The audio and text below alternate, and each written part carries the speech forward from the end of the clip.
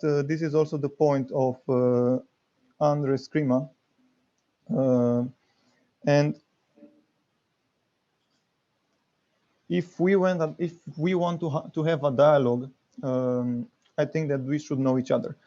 Regarding my paper, I will briefly present the plan after presenting a short introduction, a short bibliography of André Scrima, which is important to know in which context he arrived to encounter relationship with Islam. I will pass to his activity in the Middle East, especially in Lebanon. And I will have my last chapter on some ideas. I will present some of the ideas from his works. There are some more ideas, but I will resume to only one of them. Okay, now turning to the first part, I would say that André Scrima was a Romanian Orthodox monk and theologian who was born in 1925 in a small town in central Romania. Thanks to his interest in philosophy since he was a child, he studied philosophy at the University of Bucharest and later on mathematics and physics at the same university. However, it was the field of theology where he decided to make a career. He graduated theology with a thesis under the supervision of Father Dumitru Stăniloae, and the title of his thesis was An Attempt of Introduction to the Orthodox Apophatic Anthropology. His decision to study theology was taken after young André had time encounter with the members of the Burning Bush group at Monastery in Bucharest. And Burning Bush was a spiritual and intellectual movement in the middle of the 20th century, which brought together people from different fields like theology, philosophy, arts, and sciences. And they were driven by the same interest in the spiritual tradition of the Eastern Orthodox Church and Hesianism in particular. André Scrima became familiar with the group gathered around the monastery of Antim, his studies of philosophy. However, only after he entered the monastic community of Antim, his involvement in the Burning Bush group movement became more intense. It was within this spiritual movement where Scrima had met people who had a great impact over his further spiritual and intellectual development.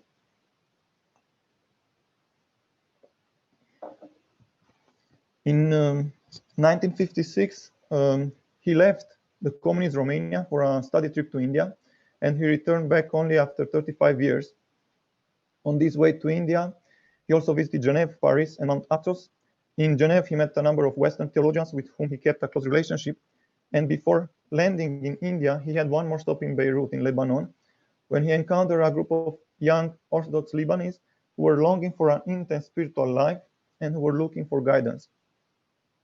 At their insistence, Scrima will move 2 years later in Lebanon, where he was consecrated as a priest and where he was also designated as spiritual for the monastery Saint George, close to Beirut at Deir el-Harb. While living abroad, the Romanian monk was also the personal representative of Patriarch Athenagoras, the Orthodox Patriarch of Constantinople at the Second Vatican Council.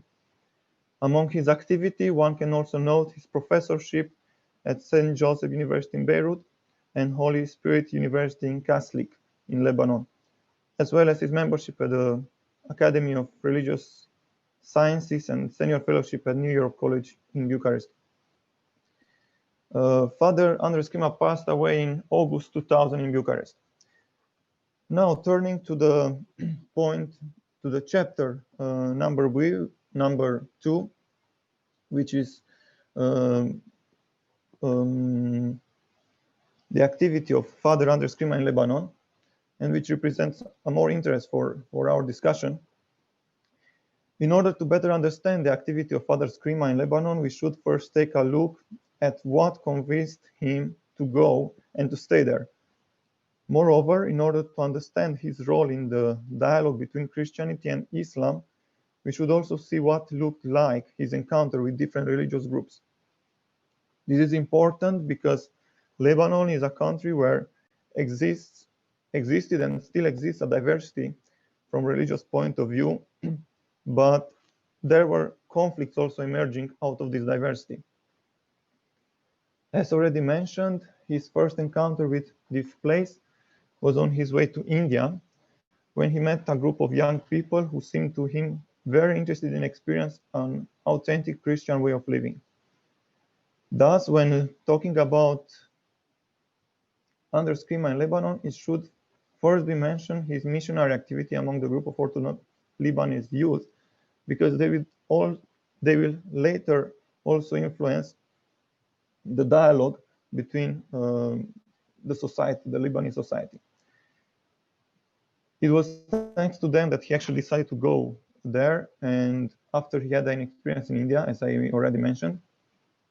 And in a letter he sent right after his arriving in India, he described the way he encountered these young people.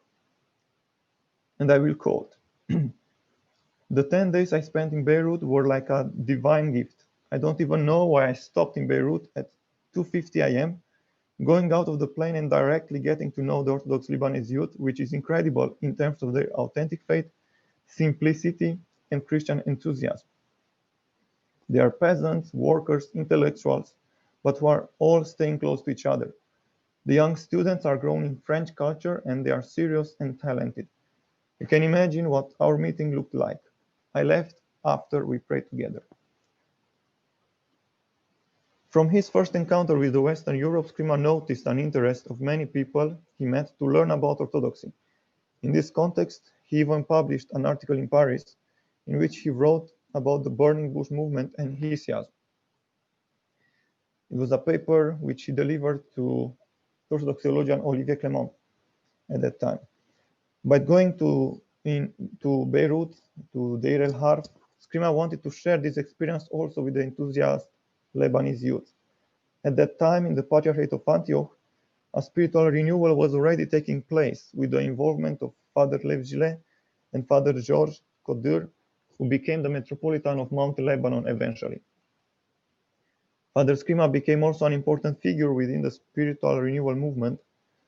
One would say that in fact he tried to play the same role in the Patriarchate of Antioch which Father John Kulugin played within the Burning Bush movement, the role of a spiritual master. And this is the main reason which determined him to go there.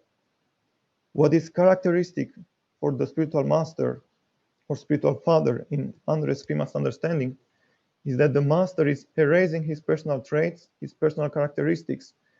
The more one advances on this way, the more he distances from himself.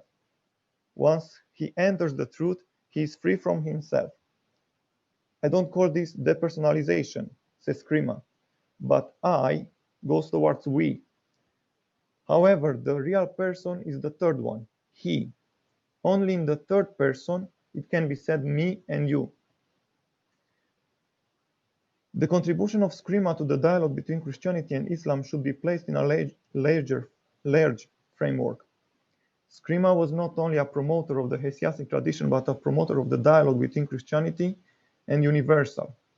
What I mean by this is that he tried to understand Christianity not only through the lenses of Christian theology, but also in relation to other Christian denominations and other disciplines, such as philosophy, mathematics, astrology, etc. Someone saw in this attitude a continuation of the spirit of openness which characterized the Burning Bush group. Nevertheless, what is central in his activity in Lebanon is his involvement in the Institute of Islamic Christian Studies. This was an institute which he founded together with Father Augustin Dupré-Latour, who was a Jesuit, and two Muslim professors, Joseph Ibish and Hisham Nashabe.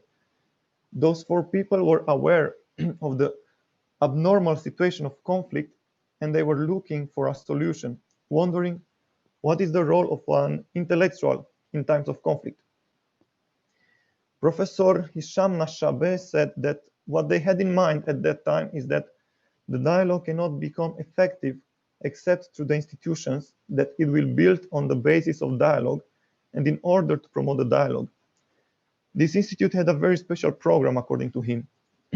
Two teachers, one Muslim and one Christian, talked at the same lecture on the same topic, presenting to the students both Islamic and Christian point of view on that topic.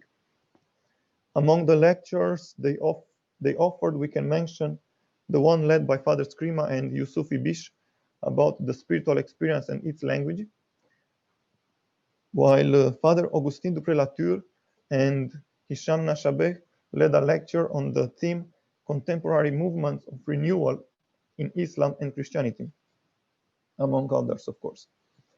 The tragic experience of the civil war from Lebanon in the 7th, 8th decade of the previous century influenced Father Scrima and determined him a certain intellectual commitment, as he wanted to give a proper answer to such a complex situation. Thus, in the atmosphere of war and fighting, André Scrima was talking about peace, love, and friendship, and this is what caught the attention of the intellectual and public sphere. On another hand, he was an example of applied ecumenism in the daily life. His way of life and his way of thinking was built around the idea of knowing the other. And thanks to the fact that he found in Lebanon a great deal of diversity, it helped him. Also worth mentioning is that the friendship between the four founders of the Institute of Islamic Christian Studies played somehow the role of an example. It was not something necessary, normal at that time for a practicing Muslim and expert in Islamic culture and studies of Islam to be a friend and to have regular encounters with a Jesuit committed to Christian values or with an Eastern Orthodox monk. Another aspect of his activity in Lebanon is that during the civil war, he did not leave the country, even he could do that. He stayed there for a long time during this war. He was even saying at that time, if I love someone, I want to suffer with him. And he probably suffered a lot because of the war and because he saw somehow his plan of building a society of dialogue defeated.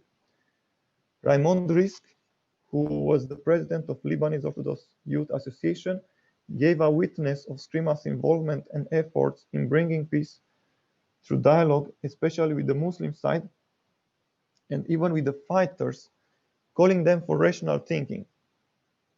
However, the fighters could not think rationally at that time, and this is why probably André Scrima was disappointed.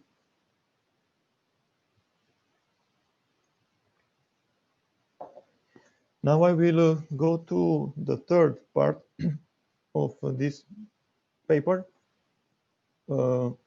which approaches some ideas from the work of André Scrima.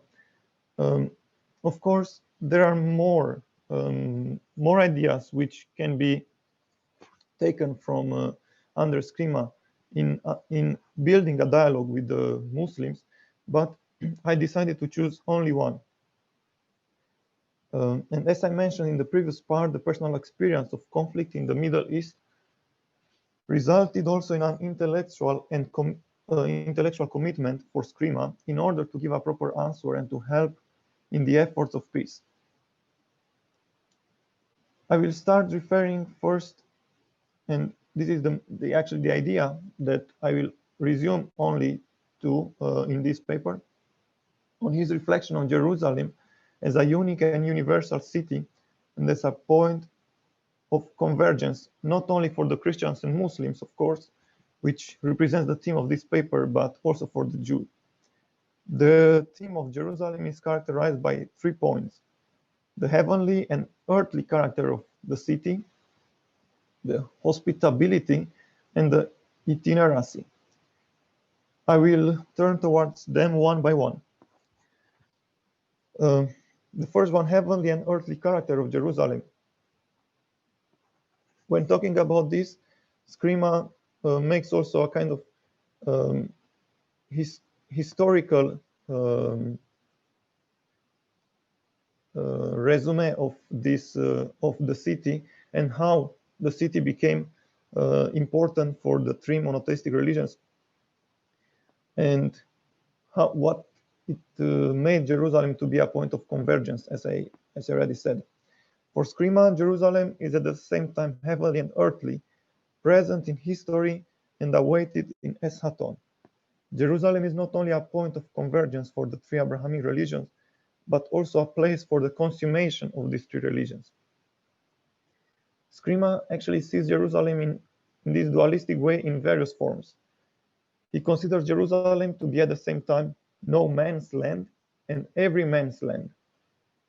It is the no man's land because it is reserved only to the pen of God, but it is also the every man's land because of the desire of many people to keep it for themselves, only for themselves, at any price. Very interesting is that Scrima is also using not only the Christian position, but he makes a lot of, he also uses a lot the Muslim tradition, and sometimes in order to put them at the same level, he is emphasizing more the Muslim tradition. For instance, talking about Abraham as a point of convergence, Scrima is using not using the traditional interpretation of Genesis, which he considers that would put Islam on a lower level than Christianity. But he's using the Muslim traditions. And thus he is quoting from Quran, where it is said that Abraham was not a Jew nor a Christian, but a truly believer. And in the next verse, Abraham is called Imam, which means leader or the one who shows the direction. And in this way, Abraham is the one who gives direction to every truly believer, and he becomes a point of convergence. Scrima did not avoid the sensitive topics of holy war, and he rejected the understanding of the holy war only belonging to the Islam. Besides mentioning a hadith of Muhammad where he said after a return from a war that, quotation, we return from the little war to the great war which is identified with the spiritual fight and struggle.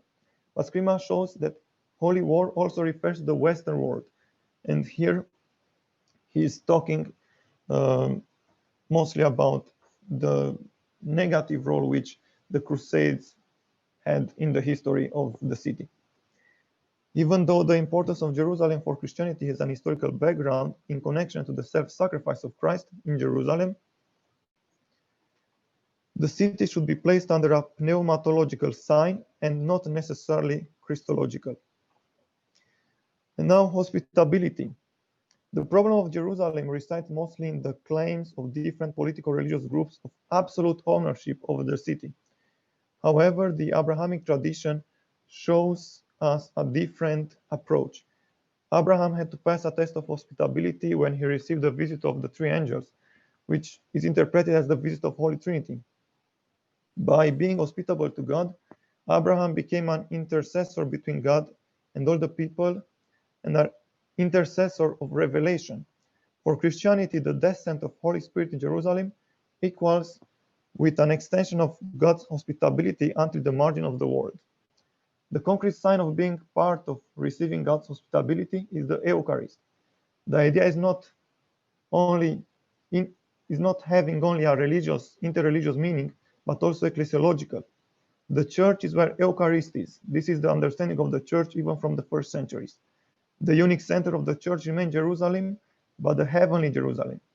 Another center of authority or ecclesial jurisdictions, whether it will be Rome, Constantinople, or Moscow, can only be provisory, and the description of the Last Judgment, as described in the Gospel of Matthew, is nothing else than a confirmation of the hospitality of God, which is infinite. I don't have much time, so I will briefly say about the last part of itinerancy. Final sentence. Sorry? Final sentence. Okay, there is one more part where he's talking about the exile, the feeling of exile of people who are leaving Jerusalem, who lost Jerusalem, and he gives an example of how was the relationship or how was the encounter between Omar, the Caliph, and the Patriarch of Jerusalem when they when Jerusalem were first conquered, and when Sophronius even asked Omar to pray in the Church of Resurrection, which was rejected by Omar by saying that if he will pray there, then all the Muslims then will would claim that place. As a short conclusion, I will just say that I wanted to bring in your attention the way Scrima approached the problem, first by his personal concrete involvement, but also through his writings. And as a characteristics of his writings is that, which is sometimes striking, is that he tried to put Islam and Christianity on the same level from a historical point of view. And on another hand, he tried to make a difference between what is important and what is less important in theological dialogue with the other religions. Thank you. Thank you. Thank you, Bogdan. Sorry for me being so strict. We started 6 minutes later because I had to help other colleagues to connect, Sure. you know, the earphones and if the microphone is working and so on and so on and so on. So that's the reason for delay. So my mistake, and so it's my mistake that I put you under time pressure. So my apologies. Now we have time for discussion. So we will always have a presentation and discussion. We will not use chat for raising the hand. So if you put the gallery view on in your right upper corner under the view, then you will see all 12 participants on the one screen, and just press the space and then speak, or just raise the hand, or also to have an order, raise the hand if you have a question. Okay, BRL, go on. Bogdan, thank you very much for your very interesting presentation. I have, in fact, 2 questions, but it's up to you to which one of them you would like to respond. The first one, could you say more about the involvement of André Scrima in Burning Bush movement and the way in which this involvement shaped positively his interreligious approach? And then the second question, it's also kind of, it's a question related to something Scrima said, that Jerusalem should be placed not under a Christological dimension, but a more pneumatological. What would that mean in terms of the more concrete interaction between Christianity and Islam and Judaism as well? So thank you very much. Welcome. Thank you very much. They are both good questions. I will refer first to the second one. Scrima said, yes, that Jerusalem has a Christological, not necessarily a Christological dimension, which we would understand in the terms of historical background. Jesus' self-sacrifice in Jerusalem would determine us to believe that Jerusalem has this Christological sense from Christian point of view. But he placed it under the sign of pneumatological dimension. I think just that later on he would refer to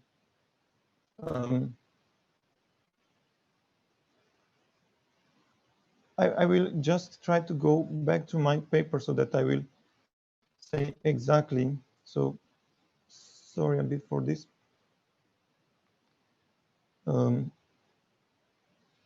It is related actually to the second part where he talks about the hospitability, and he's trying to make also a ecclesiological hermeneutic of this, and by placing it under the sign of by putting it as a pneumatological characteristic, he wanted to say that Jerusalem importance is not anymore earthly, but he's actually heavenly. The Jerusalem is not anymore the more important is the heavenly one.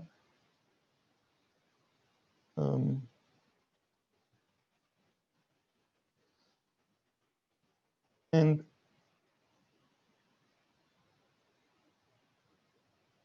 the church is where Eucharist is, and Eucharist is possible only and became possible only through the descent of the Holy Spirit. And this is how he connects it. He makes this connection on one hand. And when it comes about the involvement, his involvement in Burning Bush movement, there will be actually a lot to talk about it, and I tried not to talk too much about it. In general, it is because this one actually is a topic which does not concern necessarily Scrima, but would concern the Burning Bush movement. And it is known that this movement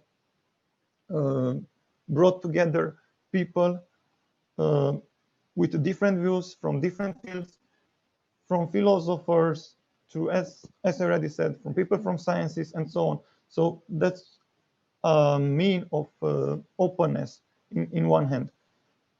But as I said, the discussion is way too long, I would not really like to talk too much on that right now. That's okay. Thank you very much for your answers. You're welcome.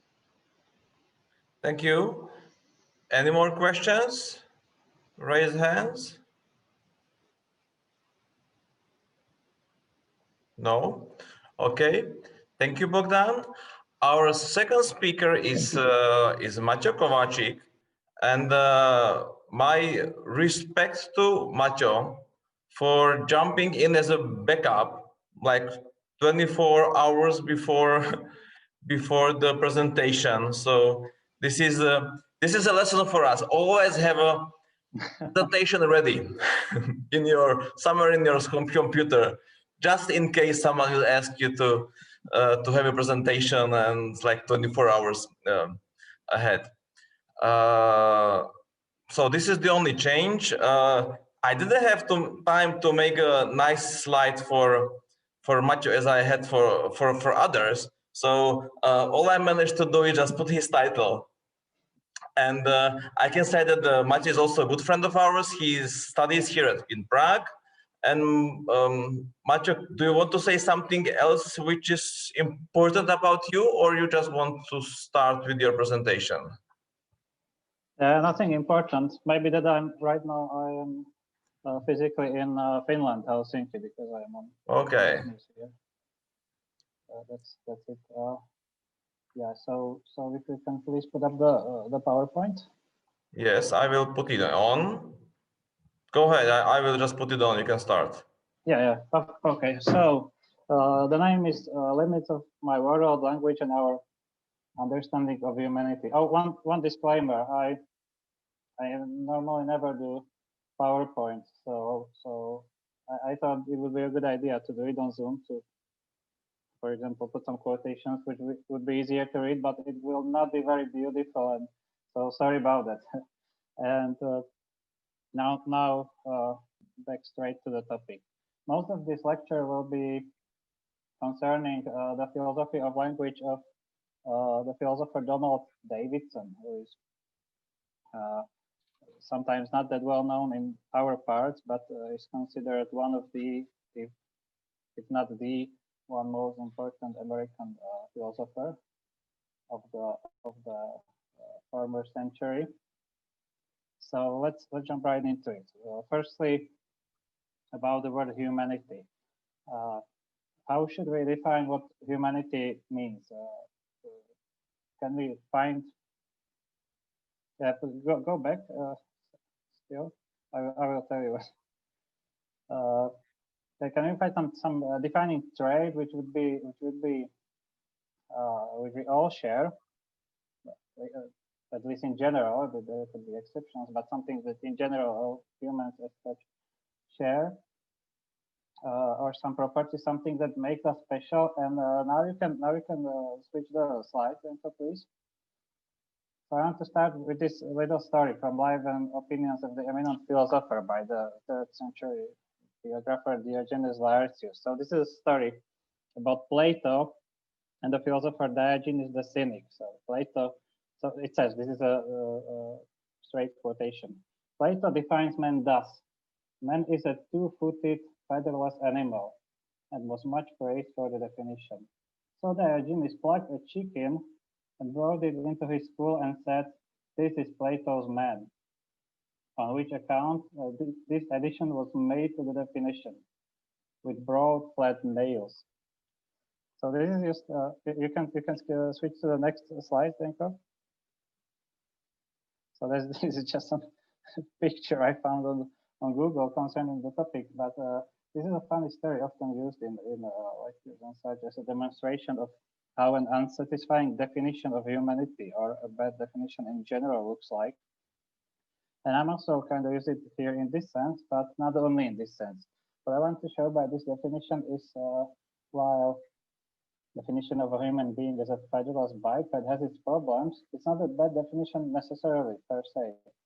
And could at times have perhaps been very useful one. And it improved kind of flexible because after the experimental attack by Diogenes, quickly a way was found how to amend the definition so it would work furthermore. They just added the little addend in the broad nails, broad footnails. So this one I have to define humans, but maybe to name a more popular definition, the scholastic one of a rational animal. I just know this here very quickly to say that that kind of definition can also be very tricky because it presupposes a definition of rationality which is present only in human beings, for example, as opposed to other animals. And in other animals, we can see, at least from a behavioral perspective, something like rationality, for example, the faculty of problem solving. Yeah, all right, I'll put this closer. Thank you, Zdenko. Can you hear me well? Okay. But maybe an easier trait to pinpoint than rationality is the linguistic ability. That's the topic of my essay. This is mostly just an update to the rational definition because the unique human rationality will be seen as something made available by a language.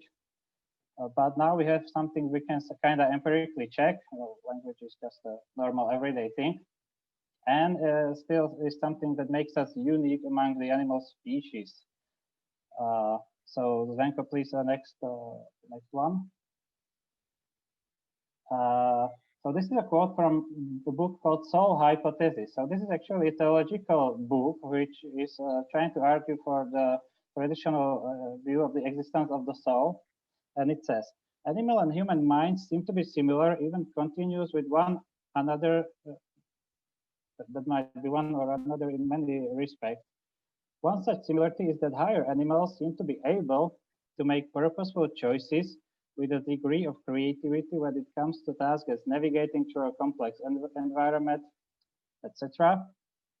However, we see no such continuity when it comes to the ability we have to create sentences really and purposefully. That is something even the great apes just cannot do. So linguistic ability to create sentences which apes or monkeys cannot do is in this book taken as an argument for the existence of the soul in the traditional religious sense. So the definition might be that human being is something like a linguistic animal or something like that.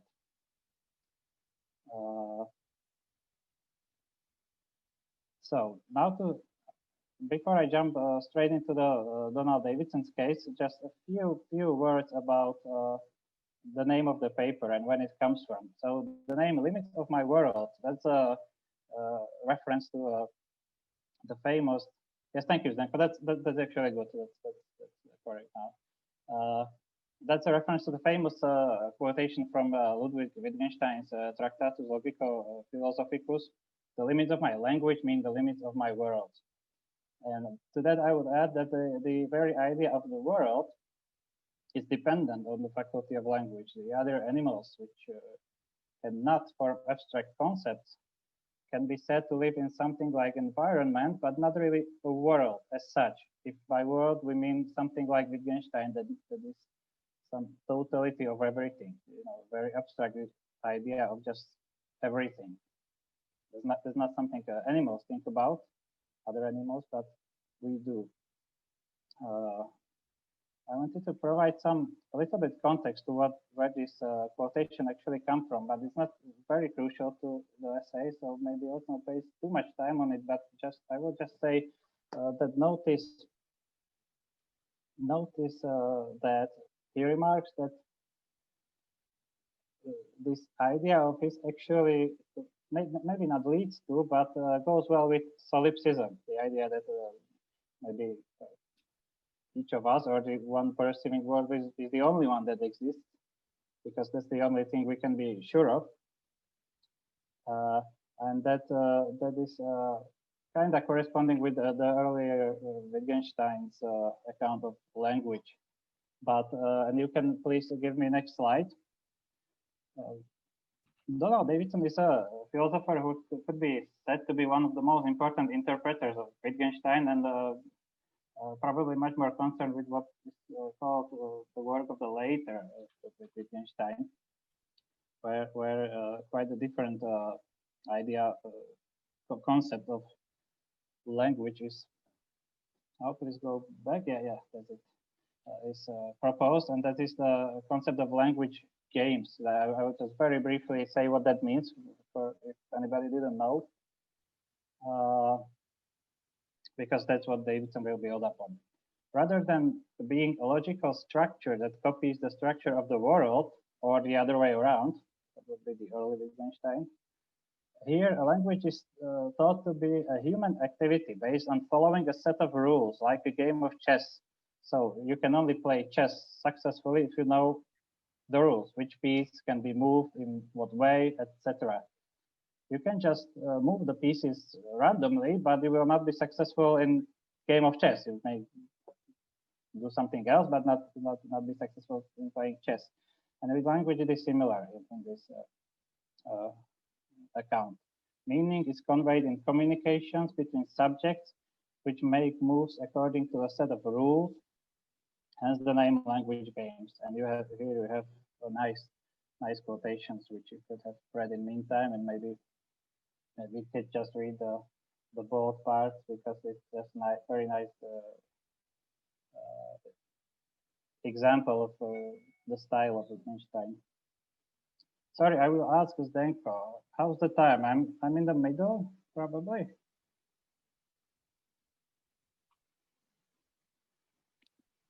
Exactly in the middle. Yes, great. That's very good. That's perfect. Okay, so now you can please give me the next slide. Okay, so now Donald Davidson will build upon what we have said from mostly what we have seen from later Wittgenstein. But in the end, he will say this. This is a very famous quotation, made even more famous by Richard Rorty, who liked it very much. And this is one of his famous papers, ends with basically this. He says, "I conclude that there is no such thing as a language. Not if a language is anything like what many philosophers and linguists have supposed. There is therefore no such thing to be learned, mastered, or born with. We must give up the idea of a clearly defined shared structure, which language users acquire and then apply to cases." Now, that seems very weird and kind of harsh, and even kind of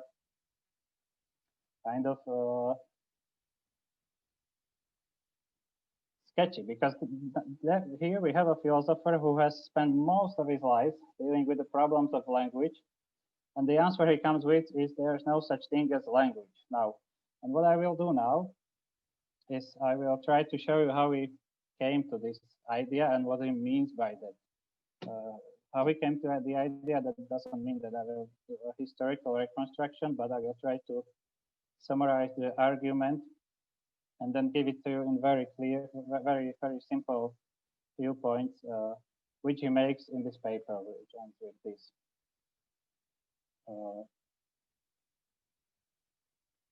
So maybe you can give me another slide.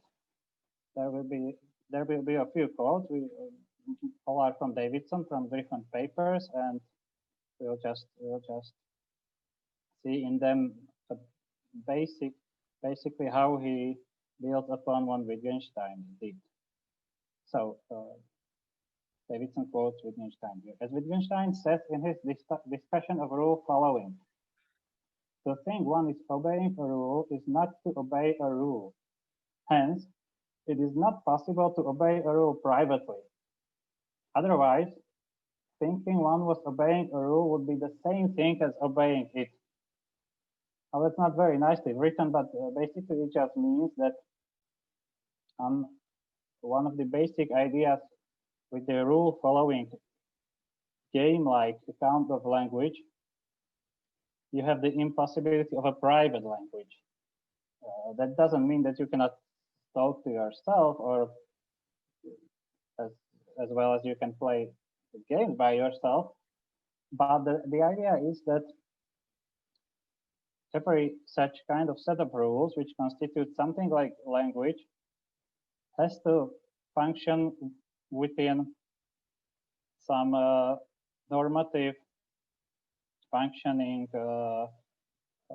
structure of a community, in some intersubjectivity. Otherwise, the idea of rule doesn't make sense. Next quotation is, without an interpreter, no substance can be given to the claim that the speaker has gone wrong. You couldn't have the idea that you are doing something right or wrong in playing this game if you wouldn't have some counterpart, someone who shares this activity with you. And for our topic of limits of my world, that already implies that in this account, it's not only the limits of my language, which constitute the limits of my world, but at least one another's limits of language, which limit my world too. And at least one other person, another speaker or interpreter, and maybe many more of them. So my limits are then actually much more complicated. So Davidson's claim is that without the presence of a second person, at least one second person, linguistically interacting with the speaker, there would be no determinate cause for the speaker's responses and thoughts at all, and thereby no meaning and mental content. The claim about mental content is more controversial, and it's not important for us now, so I will just leave it. But what is important here for us is the idea that the meaningful use of language presupposes at least a possibility of communication with someone else. And the goal of the communication then is to be understood as intended. That means, for example, when speaking now, I want you to understand what I am saying in the way in which I understand it, or which I want to convey. So the next quotation is, meaning gets its life from those situations in which someone intends that his words will be understood in a certain way, and they are. Now, for this purpose, the rule following language game kind of account of language ceases to be the right one for Davidson. So now he tries to go somehow further behind Wittgenstein, because in his account, to arrive at what we said just now, that means to get the understanding between the parties, the correct following of the rules is neither a necessary nor a sufficient condition. And why is not a sufficient condition is easy, because we can very well imagine both parties follow the rules absolutely correctly, and there still can be misunderstanding. That happens on a daily basis. But why is it not a necessary condition?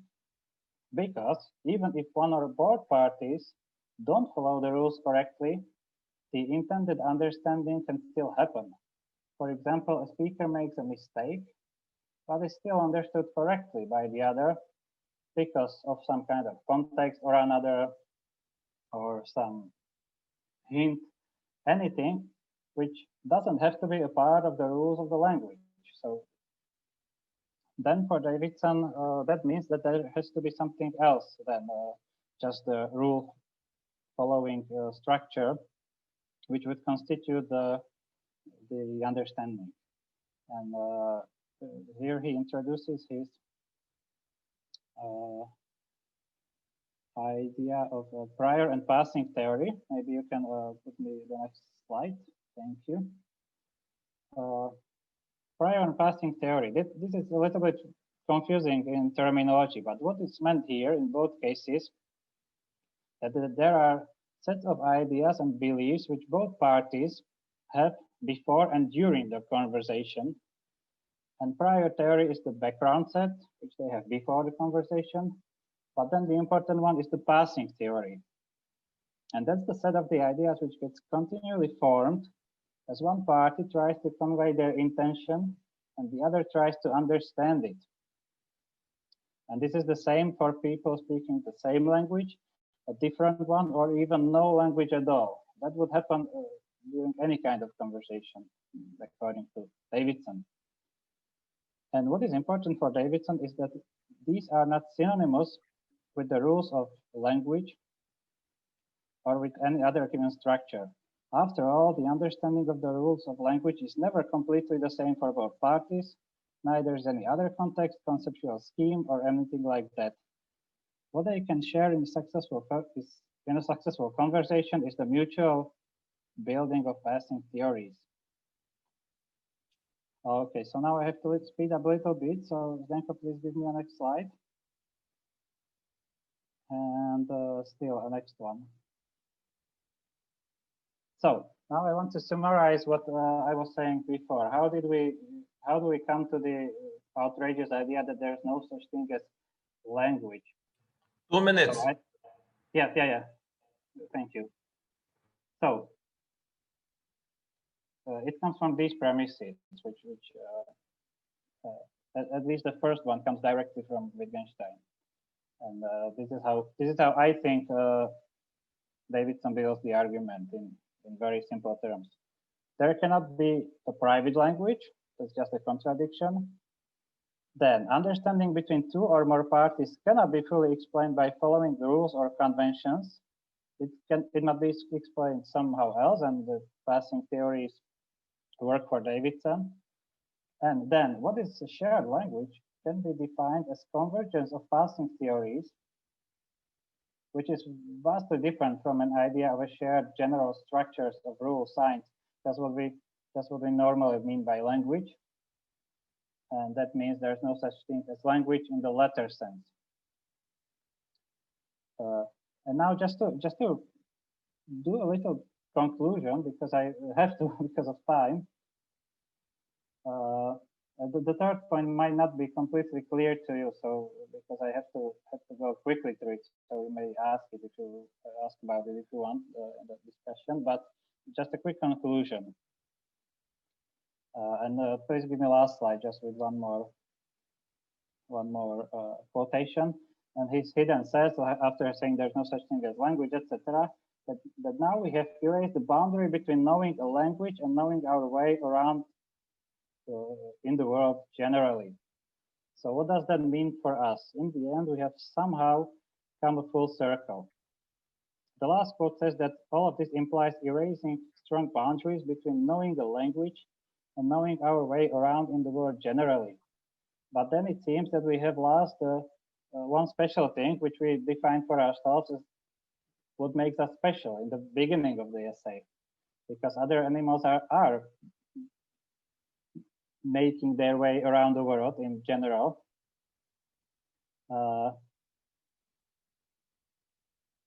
And to this conclusion, we could have arrived in a simpler way, just for example, do some evolutionary history. This is how we came to know the language, just from other ways, more simple ways of coping with the world. But that's not the point. The point I want to make, and I think Davidson also has that, is when he says there's no such thing as language, I think that's a little bit of a dramatic exaggeration.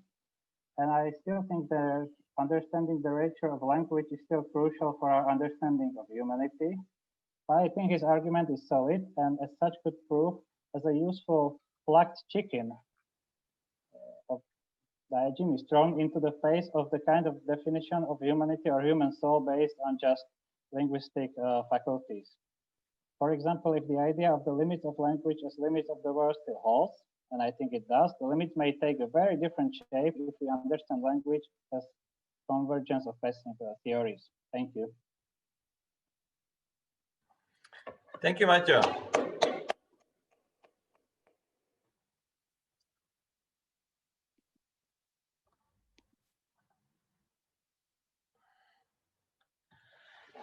Thank you, Maťo, for more or less keeping the time. Any questions, comments, corrections you would like to ask or add, or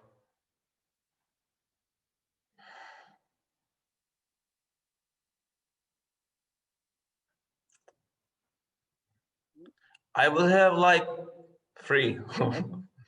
Not really questions, Maťo, if I may. The first one is just a task for me to think through that.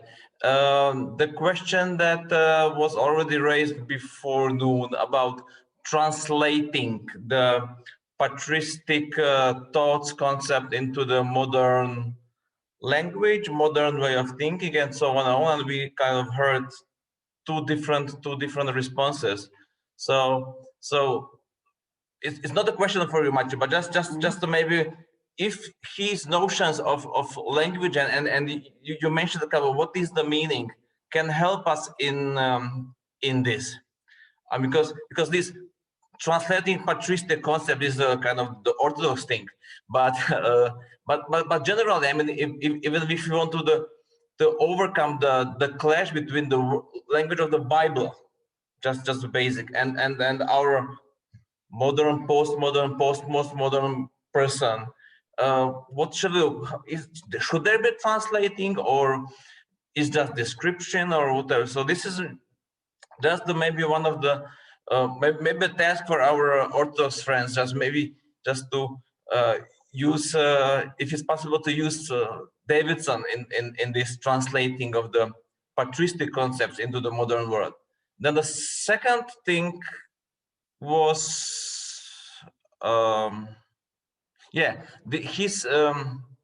his kind of the, I wouldn't say the crusade against the structure, and I mean, there is no language if we understand it in the form of the structure. This is, I mean, something similar, and we know from hermeneutic and from Gadamer and from this tradition, and it is always a question for me. I mean, if you want to learn, I don't know, French, German, or Russian, you will go just to the language school, evening language schools, you know, or the Flemish, and what they teach you there is the structure. Yeah. You know, you just go with the verbs and so on and so on. Basic vocabulary, then you add some more. Of course, then you would come at the end point that the words have more meanings, and what the meaning of the word from the dictionary can have a different meaning when it's used in a certain situation, and then we come to Davidson. But isn't it that maybe that the structure is the first level? Is it maybe just to keep? Are we too harsh against the structure, or Davidson maybe, or Gadamer, for example? And should we keep it as the basic level, which is actually not necessary, because without the structure and everything which is connected with that,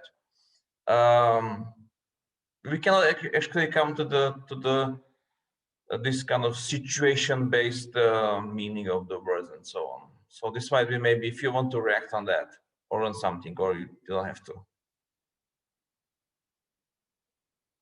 Okay, but if someone wants to react to the first question, I would want to leave that to you, and then I would like to react to the second one. So it seems not, and maybe I just can jump straight into it. Well, I think what everything here is not. And by the way, Gadamer, with Gadamer, they knew a little bit about each other, exchanged a little bit of remarks and how they are similar and how they are not. But it's pretty hard to compare them, because they mostly they speak different languages, if you metaphor, not even different concepts as much as different languages. And with the structure thing, I would say that this seems harsher to the any like just idea of structure than he actually is, because he's trying to prove a point here, not even as much to be fair or something. For pedagogical reasons, as you mentioned, or other reasons, or even just to think about language, you still have to have some, at least some very undefined general idea of something like structure or set of rules or grammar or something like that. He just starts to philosophically say that we shouldn't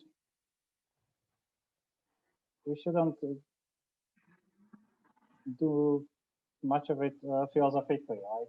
Thinking that we can somehow define this nice great thing called language by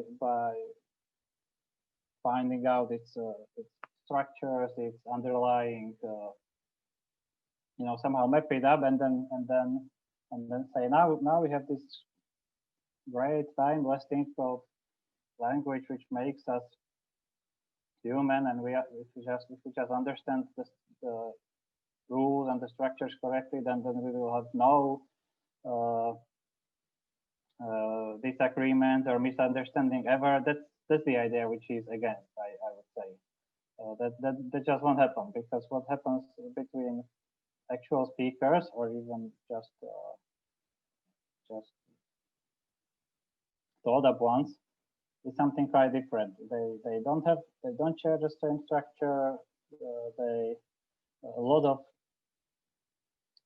else is going on during even a simple conversation, and we should try to find another way to give an account to it.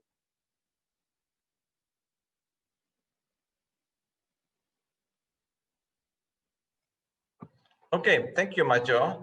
Yeah, Anyone wants to add something? That was a rhetorical question. We don't really have time. So thank you, Maťo. Our next speaker is Denis. Are you in Ukraine? Yes, I'm in Kiev. Okay, so we are moving from Finland over Prague to Ukraine. Just I have a nice slide about Denis. He's academic dean there in Ukraine at the seminary. He's studying currently in Prague, and also gained some education qualifications at Leuven. And if you remember from other conferences, he always brings us a topic connected with the interpretation of the movie, and now we are looking forward.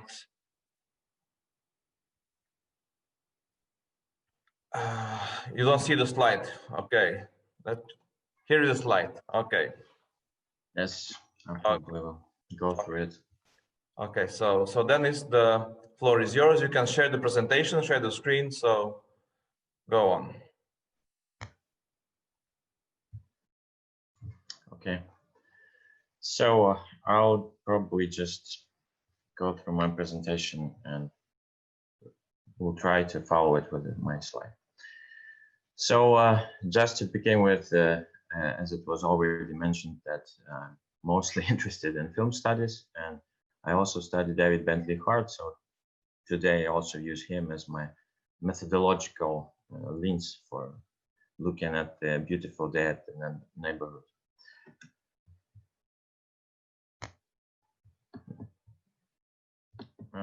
Okay, for some reason I cannot click. Okay, now it works. So the interesting thing about this movie to mention is that it actually is related to the city. And in order to start, well, it's too far. I'll go through my methodological points. And David Bentley Hart, he is building his theology of beauty in a dialogue with Gregory of Nyssa. He suggests his own points, but I kind of think that what he actually does in his work is a bit different. So my 7 points are not the ones that he actually expresses somewhere. So it's kind of my suggestion. So I will go through all these points, then we will look at the movie. So the first point is that the beauty is objective in the sense that it has phenomenal priority over response and is experienced as a gift of participation. The second point is that beauty is experienced in relationships and by participation in the Trinitarian and perichoresis. The third point is that beauty is experienced in the gift of otherness or distance that is based on God's apatheia and perichoresis. The fourth point, that beauty evokes desire and movement, which Gregory of Nyssa calls epictesis. And this defines being as an act of participation and directedness.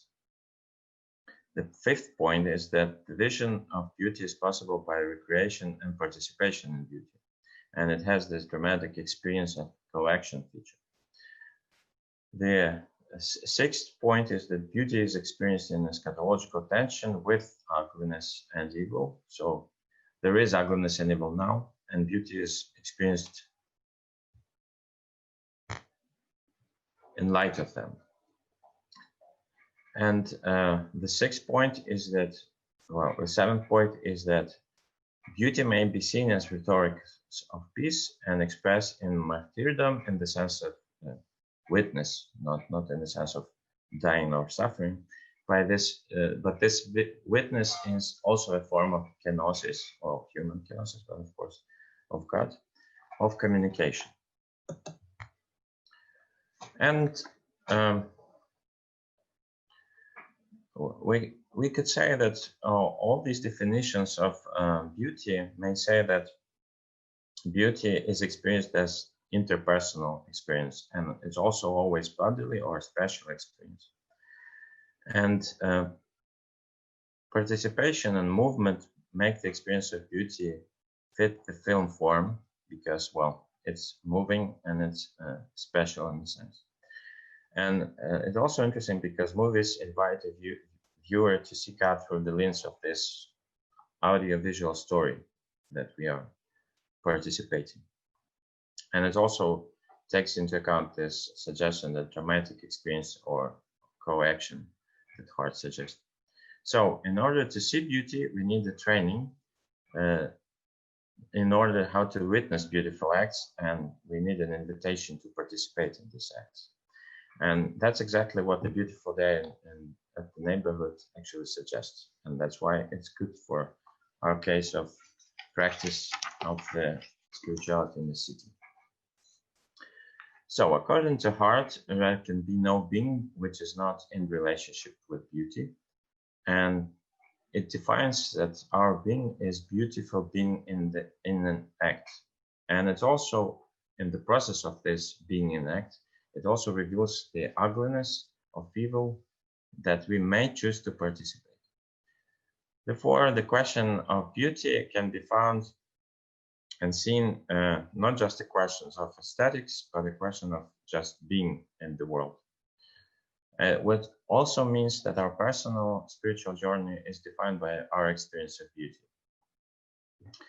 So let's turn to the movie itself. A Beautiful Day in the Neighborhood is actually built based on the real-life meetings and events that happened between Fred Rogers and Tom Junnett, who published an article, Can You Say Hero? That was published in Esquire Journal in November 1st, 1998. So it was actually an actual meeting and story. But the film itself is rather inspired by this because the Fred Rogers was played by Tom Hanks, and the journalist in the movie is actually called Lloyd Vogel, played by Matthew Rice. And his story is not exactly as Tom Junnett's story. It's fictional. So, and in the movie, the story of the journalist is rather the central topic, or it's kind of what defines the story. So the interview is important, but we actually follow Vogel in his relationship with Rogers and in his relationship with his family. So let's follow our 7 points and try to see through them into the movie. The first one, the priority and the gift of beauty. These aspects of beauty is witnessed in the meeting Mr. Rogers himself, and Lloyd is puzzled by Rogers' personality, and he is actually drawn and by this experience of meeting, and he is continuously puzzled by this encounter, but also interested. So in a sense, this Rogers presents himself to Vogel, and out of this presence or gift of presence, Vogel actually discovers something, and in the end, he actually paradoxically becomes a gift of himself. So he kind of, in the process of meeting, he discovers himself. The second point, which is also nicely presented in this film, is relationality of beauty, because Lloyd tries to approach Rogers quite objectively, and he constantly tries to put himself into so-called rhetorical distance, and he tries to be objective. He always says so. But Rogers challenges him to make their meetings not just meetings where he can get some information about Rogers, but rather real encounters of two human beings, which of course Lloyd cannot fully control, and this makes him anxious. But it's interesting that this encounter nature of their meeting gives an opportunity to experience love of his father, Vogel's father, and to practice some more love towards his son and his family. So in the end, then Lloyd allows himself to be in relationships. He discovers new dimensions of himself and new dimensions of knowing. Another aspect of beauty which can be seen in this movie is this aspect of otherness or distance. And of course, it's very strongly highlighted by Rogers' emphasis on the importance of being unique. And it's actually borrowed from a real life situations and words, because he continuously says that you are loved as you are. So then Lloyd first hears something like that, he feels uncomfortable and he kind of untrustful. It sounds too pretentious for him. But then he allows to experience this. He also discovers that this ability to accept yourself opens up an ability to love others. And there is this minute of silence, literal minute of silence during the film, which Rogers introduced into saying, think about the people who loved us into being. And even this minute of silence also introduces this realization of the gift of otherness, that who we are and who've been allowed to be. And this topic of the gift, which is already mentioned, and gift of meeting also was transferred into gift of being ourselves. And the topic of being ourselves, of course, is very important and repeated throughout. Then beauty produces desire, and first Lloyd is literally attracted by Rogers because he's kind of puzzled, and he watches a lot of video actually with him. And then even he literally follows someone who he mistakes for Rogers in a hospital. But we could say that it's not only Rogers that attracts this attention and desire from Lloyd, but the experience of love itself that Lloyd discovers and then shares with others.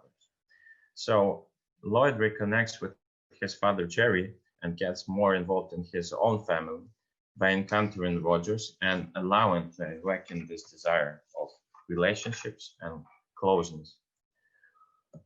Then another point, that beauty, vision of beauty is built in co-action. And this is also interesting because this optics of beauty are developed by participation. And in this story, it is showed that what allows Lloyd to change his perspective on himself, his family, and his relationships is not only talking to Rogers, but actually joining him in different situations, like in the studio, in his home, in public places, and by talking, but not just, you know, informationally talking, but actually meeting through the talk and through the silence, actually.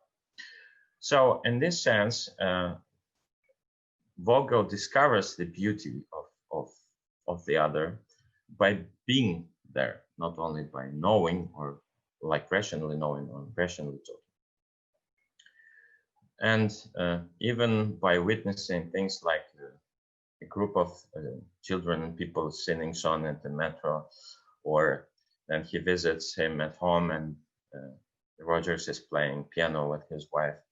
So it's actually being there together with and watching Rogers that makes this change. And it actually literally makes a correction. Then Vogel sings one of the songs of Rogers to his son. So he actually recreates something that Roger does.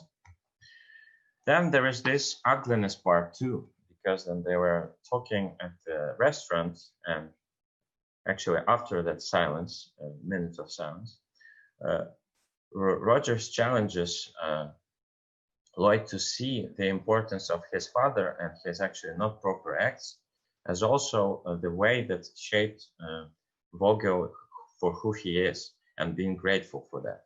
So actually Rogers introduces this ugliness as also a part in which we can also discover beauty, but again in the sense of hope, without justifying the ugliness and the evil that we experience. And the seventh point, the kenosis, or the humbleness, or whatever, of witness. So the witness of Christ, and we can say it because actually Rogers is not hiding his Christian faith, is experienced in this humbleness and openness. And probably openness is the most important thing, because Lloyd is actually quite skeptical toward Rogers first, but because he sees him as a person which is open, and as he is, so he's not trying to be somebody else. With this allows, even through awkward situations and encounters, to discover something real, which actually changes Vogel in the end. So this openness of Rogers actually allows others to meet him and and have this experience of real encounter. So let's turn to a little more to conclusions and some ideas. A beautiful city is defined as a place where you can actually find the neighbor, in the sense that you can see the other as the other, and you see the beauty of the other. So the importance of this otherness and this space of welcoming is vital for understanding the beauty in the city. And Lloyd actually calls Rogers a saint, and then Rogers actually says that I'm not a saint, but he says, but what we can see that his sainthood is actually his ability to be who he is with others, and allowing them to actually discover who they are, and through that to experience a real meeting where difference and closeness may be practiced simultaneously. And actually, it's not only Rogers who gives this space for otherness, but also Lloyd's wife and his son, André and Gavin, they also create this space of this space of acceptance, this space that pushes Lloyd to overcome his trauma and to deal with it and to be a different person. And in a sense, these words of the song, I like you as you are, exactly and precisely, I think you turned out nicely, and like you as you are. They're actually pronounced by Lloyd in the movie, but it is a theme of the movie itself, because this being ourselves and accepting others as themselves is the kind of major and vital thing, which also defines beauty. So in the end, in the movie itself, Lloyd goes through this acceptance of difference and selfhood and this gift of being a self. And we can see this way of spirituality in the city in which the gift of otherness and the marvel of encounter are the major things. So the city itself is also important, and in the movie actually it starts and ends from the recreation of this kind of cartoonish children show way city, this miniature city that we've actually seen in one of the screenshots. But then we jump into real city and occasionally come back to this kind of toy city, so to say. But it's interesting that this the show cityscape is always bright and welcoming and nice in a sense, and the real city is often dark and it's actually depicted during the nighttime quite often. But throughout the movie, these two kind of contrast cities, they kind of overlap more and more, and in the end they almost collide into one city which is more bright and more filled with relationships. So we have this spatial kind of movement also throughout the film. Another topic is actually the experience of pain or being hurt by others and the ability to forgive. And it's also this movement that allows to meet the other, to experience ourselves, and then to give space for the other who actually hurt us to be who they are. And it's interesting that we have even several locations. Most of them are homes, and there is hospital and there is studio. And in a sense, the hospital and the studio, they are parallel in a way.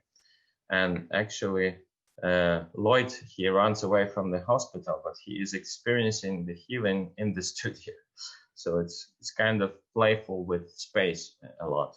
And we also experience this nighttime space quite often, especially in the first half of the movie. And then there is more brightness and daytime in the second half. So we even have this kind of visual movement too. So again, the film itself invites the viewer and us to recreate the surrounding space as a space of life-changing experience or encounter or grace or friendship. So space and forgiveness kind of interwoven into one another. Okay. And I will try to conclude with the big roundup. So the spirituality of the city is seen in light of the beauty and in light of the beautiful day in the neighborhood film suggests the following thing, that city may be experienced as a space of the discovery of beauty. That beauty is given and present in places and situations we may not expect. They're just given. So the spirituality of beauty suggests a certain intentionality of openness and the practice of awareness that allows one to discover beauty in daily life. Beauty is discovered when we step into relationships that cannot be controlled or objectified, where we can welcome mutuality and difference. Only in relationships and in openness to be moved by the other may beauty blossom and present itself to us. Another aspect of beauty in the city is the attention to relationships and investing oneself in meeting the other as the other. And actually what Roger does, he is really present in every meeting. Valuing the particularity of the other is another important feature of the spirituality of beauty. It is the discovery of who you are as you, and in being safe in being yourself, where the ability to see God and beauty of the other and through relationship is born. And out of this, a unique encounter comes a change that transforms both an individual and a space which one inhabits. Thus, there is always a change, a movement, a transformation following the experience of beauty in the other and in ourselves. This often leads to recreation of beauty in our life, and often starts with someone practicing beautiful relationships or attitudes that we are invited to join. So the spirituality of beauty is inviting one to join the experience of beauty and it's a witness of one's life and sharing one's life with difference in its different aspects, especially these aspects of life that people tend to ignore or hide or be silent about. And this brings the presence of beauty into ugly things of life, like traumas, collective traumas, the experience of loss, the experience of death, injustice, and so on. But the optics of beauty allows us to experience this ugliness in light of hope and redemption, and what actually happens in the film. And if we want to share our faith, our perspective on the world in light of beauty can only it can only happen if we are brave enough to be ourselves with others and being able to present not only our strong side, but our vulnerable side. So that's what I wanted to say about the movie and the beauty. Thank you, Dennis. We can clap you also virtually. Any questions? Anyone want to add something? Ask. Yeah, I'm not sure if you had the chance to watch the movie, but of course, without seeing it, it would be not so informative, but I hope it was helpful. That's what I wanted to say, that this is a task for us over the weekend to legally download somewhere, of course, legally download somewhere a movie and then and watch it. So then we will be able to return back. Dennis, can I put your presentation in the shared folder? Yeah, sure. Maťo? Okay, so the shared folder, I send you the link and I will send it again.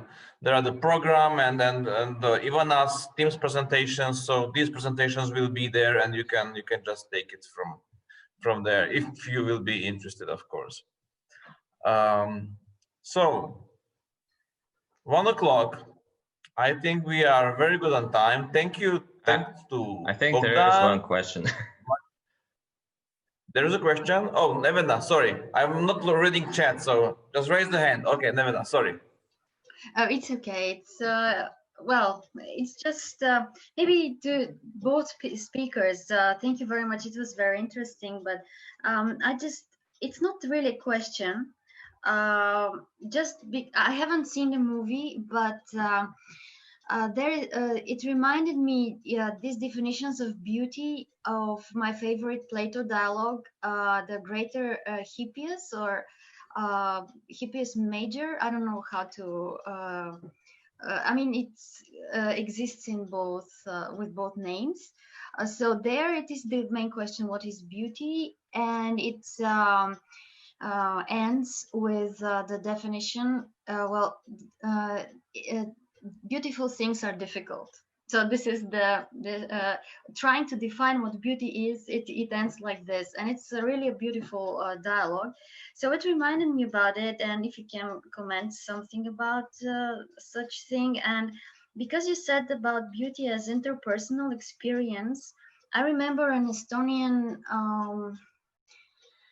poet who in an interview said that beauty in Estonian, in old Estonian language, was translated as joy. I mean, the meaning of the word was joy. And he said it's very unfortunate that today we don't really translate it as joy. So if you can probably elaborate on this a little bit about how personally we are engaged with the beauty. And it also refers to the previous speaker about language and what kind of limit is language and how exactly it helps us express our personal relationships, maybe in such a framework. Well, probably I will start. My microphone is on anyway. Well, speaking of beauty, I probably would agree with Maťo about that beauty, in a sense, as a language, is something which doesn't exist apart from encounter of two people or person and God. And actually, that was the idea of the bent the heart, that he actually says that it's related to this peripheretic nature of God.